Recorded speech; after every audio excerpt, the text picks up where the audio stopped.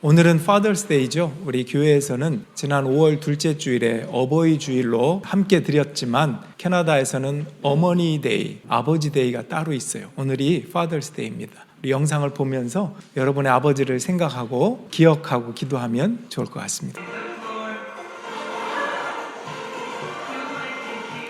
저는 여러 번 봤는데도 쫄깃쫄깃하네요. 또 아빠들을 생각하게 되고요. 참 감동적이었습니다. 아빠들 참 멋지죠. 우리가 지난주에는 시편 25편을 나누었어요. 젊은 시절 내 흑역사를 기억하지 마시고 주님의 선하심으로 나를 기억해달라고 하는 다윗의 기도였죠. 오늘은 시편 27편입니다. 여러분, 이 시편을 읽다 보면 시편의 매력이 있어요. 다 내 얘기 같아. 그 고난과 어려움들이 다 내 얘기 같다는 게 시편의 매력입니다. 시편 27편 1절로 4절 읽어볼게요. 주님이 나의 빛, 나의 구원이신데 내가 누구를 두려워하랴. 주님이 내 생명의 피난처이신데 내가 누구를 무서워하랴. 나의 대적자들, 나의 원수들, 저 악한 자들이 나를 잡아먹으려고 다가왔다가 비틀거리며 넘어졌구나. 군대가 나를 치려고 애워싸도 나는 무섭지 않네. 용사들이 나를 공격하려고 일어날지라도 나는 하나님만 의지하려네. 주님, 나에게 단 하나의 소원이 있습니다. 나는 오직 그 하나만 구하겠습니다. 그것은 한평생 주님의 집에 살면서 주님의 자비로우신 모습을 보는 것과 성전에서 주님과 의논하면서 살아가는 것입니다. 어떻습니까? 어떤 구절이 여러분에게 와닿습니까? 어떤 분에게는 주님은 빛이시다. 주님은 내 생명의 피난처다. 어떤 구절이 혹시 와닿습니까? 주님과 의논하면서. 또 어떤 구절이 와닿으십니까? 한평생 주님의 집에 살면서. 진짜로 해답만 다 얘기하시네요. 네, 나는 하나님만 의지하려네. 아마 다양한 구절들이 여러분 마음 가운데 와닿을 것입니다. 지금 여기 시작과 끝을 보면요, 되게 은혜로워요, 그죠? 하나님은 빛이시고 생명이시고 피난처시고 쭉 하고 마지막에도 난 성전에 주님과 의논하며 살겠다고 그러는데요, 처음과 끝은 이렇게 아주 은혜로운 결론을 맺지만 중간에 보세요. 뭐가 있죠? 원수, 악한 자들, 나를 잡아먹으려고 하는 그 모든 위험들, 두려움, 무서움, 이런 것들이 있어요. 현실이 그랬었다는 것을 다윗은 솔직하게 주님 앞에 이야기하는 것입니다. 여러분 생각해, 여러분은 어떤 것이 여러분을 잡아먹으려고 그렇게 으르렁거립니까? 근심, 스트레스, 염려, 우울감, 두려움, 무서움, 그 어떤 것이. 다윗이 이런 것들이 다 있었다는 거예요. 여러분 중에는 숨 쉬는 것 자체가 힘들구나 느껴본 분이 있습니까? 아마 다윗은 그런 심정일 것입니다. 그런 과정을 거쳐서 그가 결론을 낸 것은 하나님밖에 없구나. 가장 귀한 건 이런 거구나 한 것을 깨달았어요. 그래서 시편이 항상 의미가 있어요. 시편은 그냥 결론만 딱 주고 끝나는 게 아니라 그 결론에 이르기까지의 정말 인간적인 고통과 나약함과 그 비참함과 한숨, 심지어 하나님을 원망한 것까지, 그런 것들을 거쳐서 삶의 현장에서 진솔된 주님을 만난 기록이 시편이기 때문에 오늘날 우리에게도 동일하게 은혜가 되는 것입니다. 우리 구체적으로 1절부터 한번 볼게요. 주님이 나의 빛, 나의 구원이신데 내가 누구를 두려워하랴. 주님이 내 생명의 피난처이신데 내가 누구를 무서워하랴. 지금 다윗은 이미 무서워해보고 두려워해본 자로서 결론을 내리고 있다고 지금 말씀드렸죠.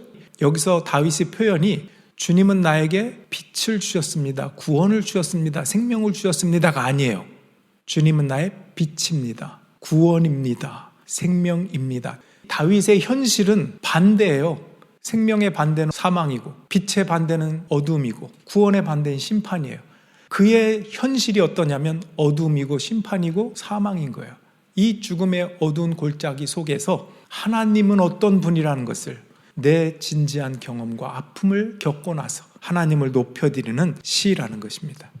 다윗의 현실에 대해서 우리도 많이 경험을 할 것입니다. 우리의 입술과 우리의 마음 상태, 어떤 사람은 유학생활하면서 자녀를 키우면서 이민생활하면서 공부를 하면서 직장생활하면서 인간관계 속에서 돈을 벌려고 하다가 사업이 망해서 여러 가지 환경 조건 속에서 우리가 허덕이는 것들이 얼마나 많이 있습니까? 3절을 한번 볼까요?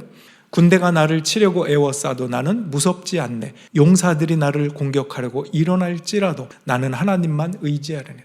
이런 경험이 있었단 얘기예요. 지금 다윗에게 군대가 포위해가지고 꼼짝달싹 못하는 극한 상황에 몰려 있었던 적이 있다는 거예요. 용사들에게 공격당한 적도 있었다는 거예요. 그런데 결론은 뭐냐?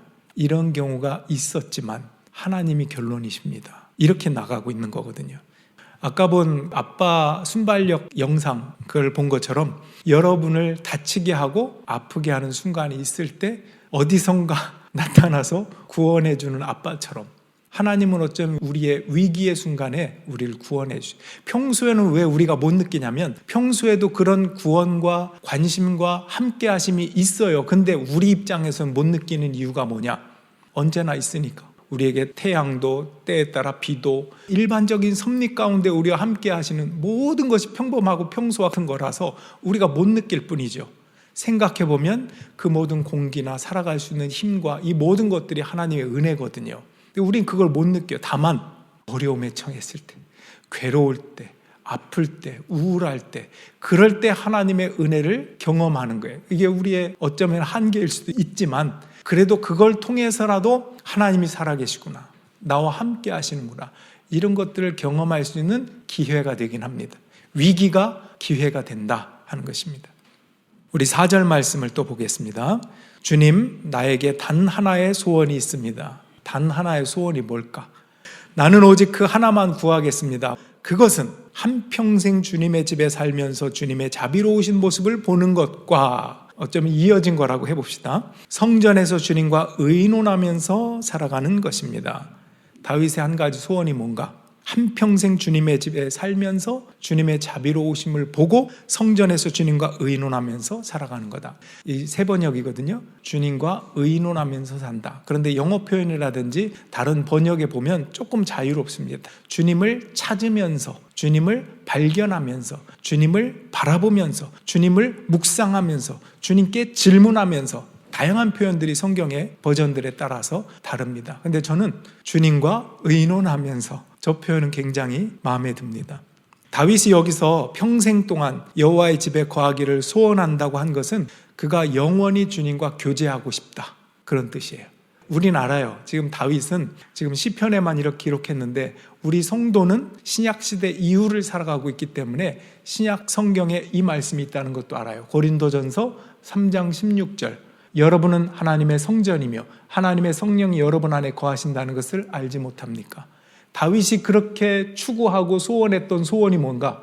성전에서 주님과 의논하면서 사는 거예요. 주님과 의논한대요. 여러분, 성령께서 우리 안에 계셔서 누구의 말씀이 생각나게 하신다고요? 예수님의 말씀이 생각나게 하는 역할을 성령이 하시잖아요. 우리 안에 성령이 거하니까 우리가 성전이에요. 다윗은 그 성전에서 주님과 교제하고 싶다고 그랬는데 우리는 이미 이루고 있다. 성령이 우리 안에 계시고 주님의 말씀을 생각나게 하시는 그 역사, 그리고 생각만 나는 게 아니라 그걸 순종하게 하시는 거예요. 여러분, 말씀만 있으면 뭐예요? 그 말씀을 듣고 따르고 순종하는 것, 거기까지가 우리의 몫이고 은혜라고 하는 것입니다. 다시 말하면 성령이 내 안에 영원히 함께 하셔서 주님의 말씀에 순종하는 삶. 여러분, 혹시 여러분 순종하지 않아서 힘들다는 것을 경험해 본 적이 있습니까? 순종하면 쉬운데 순종하지 않고 내가 버팅기고 있는 바람에 정작 나는 순종하고 있지 않았네? 그런 것을 깨달아 본 적 없습니까? 제가 에피소드를 하나 말씀드리려고 하는데 끝에 제가 질문을 하나 할 거예요. 한번 잘 들어보세요.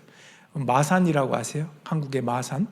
그 마산에 어떤 목사님 집에 도둑이 들었어요. 밤에 목사님이 자고 있는데 부스럭부스럭 하는 소리가 나서 깬 거예요. 근데 칼을 들고 도둑이 침입한 거죠. 깜짝 놀랐죠. 당장 무릎 꿇고 손 들고 있으래요. 어떡하겠어요? 무릎 꿇고 손을 딱 들고 있습니다. 그 사이에 막 뒤지는 거예요. 여기도 열어보고 저기도 장롱, 서랍 다 열어보는데 별로 나오는 게 없어요. 시간은 지나고, 그러니까 도둑이 주인도 봐야 될 거 아닙니까? 딴짓 하는지 딱 보고 있는데 힘들게 하고 있는 것 같아서 이게 양심이 있는 거예요. 양심이 있다고 해야 되나, 도둑인데 어쨌든 그냥 무릎 꿇고 차렷 타고 있어 그러는 거예요. 그러니까 이 목사님이 또 차렷 타고 무릎 꿇고 이러고 있는 거예요. 도둑이 한참 뒤지다가 뭐 보석도 없고 돈도 없어, 야 별것도 없네 하고 그냥 가버렸거든요. 여기서 퀴즈가 있어요. 이 목사님이 도둑이 나간 다음에 무릎 꿇고 있는 그 상태에서 엎드려서 하나님께 회개했습니다. 뭘 회개했을까요? 이 목사님이 뭘 회개했을까요? 도둑에게 드릴 게 없어서 회개합니다 그랬을까요? 아니었어요. 뭘 회개했을까요? 주님, 저는 도둑이 손들라고 하면 손들고 차렷하라고 하면 차렷하고 무릎 꿇으려고 하면 영락없이 무릎 꿇고 순종했는데 정작 하나님의 말씀에는 순종하지 못한 거 회개합니다.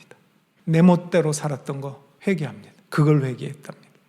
여러분은 순종하지 않은 거, 그래서 내가 힘들 때가 많았다는 것 문득문득 깨닫습니까? 우리는 순종하지 않아서 혹은 순종하기 싫어서 힘들다는 것도 배워가게 됩니다. 우리 사무엘상 15장 말씀을 그런 면에서 한번 보겠습니다. 22, 23절. 순종이 제사보다 낫고 말씀을 따르는 것이 순양의 기름보다 낫습니다. 거역하는 것은 점을 치는 죄와 같고 고집을 부리는 것은 우상을 섬기는 죄와 같습니다. 첫 번째 구절은 좀 알만하죠. 순종하는 것, 말씀을 따르는 것이 순양의 기름보다, 그걸 가지고 제사를 드리거든요. 그러니까 예배 행위를 하거든요. 그 예배 행위보다 그 근본, 본질, 하나님께 향한 제사의 마음, 예배의 마음, 순종, 말씀을 따르는 것, 이게 더 귀한 게 아니냐라고 순종하지 않았던 사울 왕에게 사무엘이 했던 말입니다. 그 다음 구절이 조금 애매해요. 뭐냐면 거역하는 것은 점을 치는 죄와 같고 고집을 부리는 것은 우상을 섬기는 죄와 같다. 그건 내 뜻대로만 하겠다는 게 고집이잖아요. 상대방 말을 안 듣겠다는 거잖아요. 하나님 말씀 안 듣겠다는 거잖아요. 그런 면에서는 이게 죄다 하는 것을 인정하겠는데, 거역하는 것은 점을 치는 죄와 같고, 점을 치는 게 왜 여기서 죄라고 할까요? 왜 그러냐면 우리가 어떤 일을 할 때 해답을 아는 게 있어요. 이미 내 양심에 비춰서 하나님의 말씀에 비춰서 답을 알고 있어요.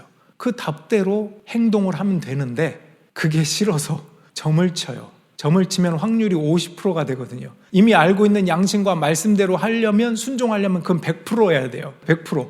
근데 그렇게 하고 싶지 않아서 50%의 확률을 자기에게 주는 거예요.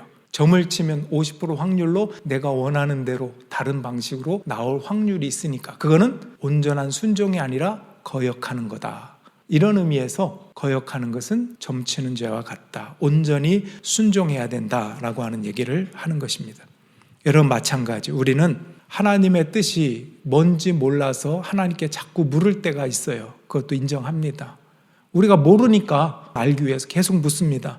근데 보통은 우리가 하나님의 뜻을 다 알아요. 알고 하나님의 뜻이 내 뜻과 잘 안 맞아서 다만 계속 묻는 거예요. 여러분 자녀들도 그럴 때 있죠. 여러분이 청소 좀 해, 네 방 청소 좀 해 그러면 계속 물어봐요. 청소해? 청소하라고? 그러면서 가끔 섞죠. 나 이거 하고 있는데, 안 하겠다는 거잖아요. 나 이거 하고 있는데 마치 이거 다 끝나고 할 거라고 하는 뉘앙스를 주면서도 하기 싫은, 아주 지능적이에요. 되게 청소하라고 계속 되물어요. 이런 아이들의 모습을 보듯이 나도 그러고 있다는 거예요. 하나님 앞에. 하나님 말씀을 알고 있어서 순종하고 그대로 행하면 되는데, 하나님 뭐라고요? 잘 안 들려요. 잘 모르겠어요.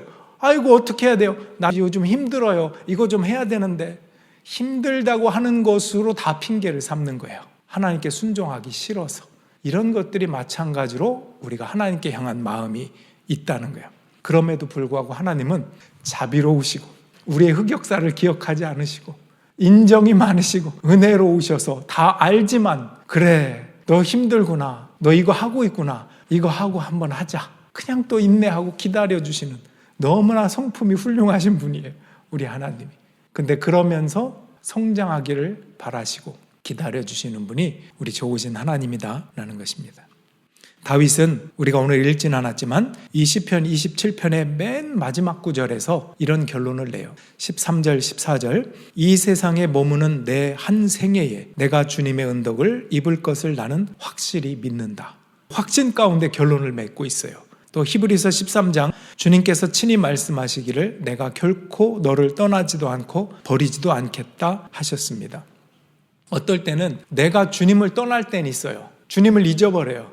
Father's Day에 여러분 뭔가 해본 기억이 있습니까? 그냥 지나칠 때 많아요. 그죠? 비슷해요. 아빠의 수고, 아버지의 수고는 많아요. 생각해보면. 그런데 잘 잊어버려요. 하나님도 아버지 이렇게 표현하잖아요. 하나님 아버지가 우리에게 주신 은혜들이 엄청 많은데 잘 잊어버리는 은사가 우리가 있어요. 근데 그러지 말고 기억하자는 거예요. 우리가 하나님 아버지를 기억하고 내 육신의 아버지를 기억하면서 그분이 어떤 수고를 하셨었나, 내가 기억하지 못하던 인간 아버지로서는 어땠겠구나 상상도 하면서 그러나 그 아버지가 이렇게 나를 양육하고 키우셨구나, 감사하구나, 여기까지 나가야 되겠죠. 다윗이 주님의 은혜가 가득한 성전과 같은 내 평생이 되길 원하는 게 소원이라고 그랬잖아요. 성전에서 주님과 의논하면서 사는 거예요. 그 평생의 소원을 우리는 성령이 내 안에 계시기 때문에 성령과 함께 더불어 그 소원을 성취한 자로 오늘날 살아가고 있습니다. 누군가에게는 단 한 가지 소원인데 우리에게는 그 소원이 이루어진 자로서 살아갑니다. 다만 그 소원이 이루어져서 성전된 몸으로 산다는 것을 인식하지 못한다는 게 문제죠. 순종하는 것이 더 쉽다.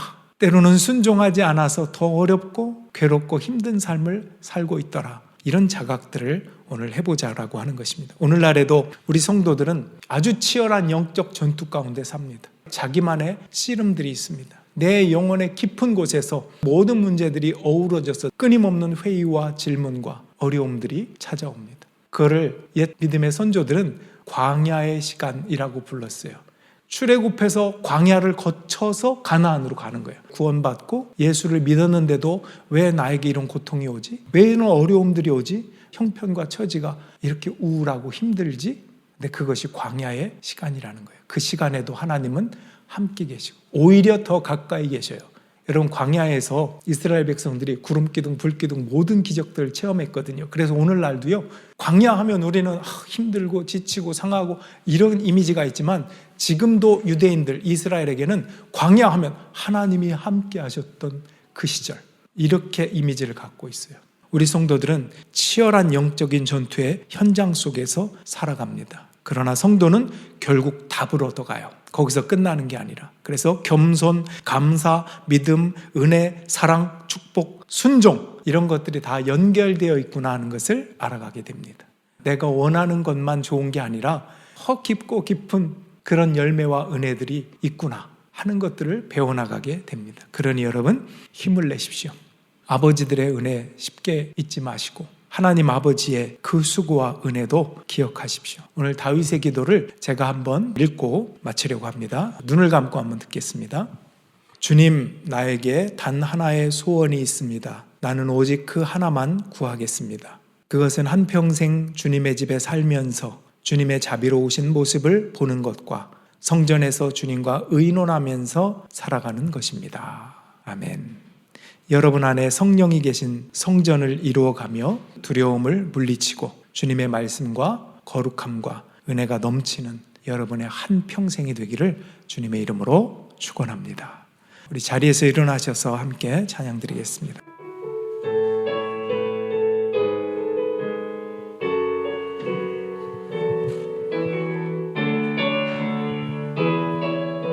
내가 누려왔던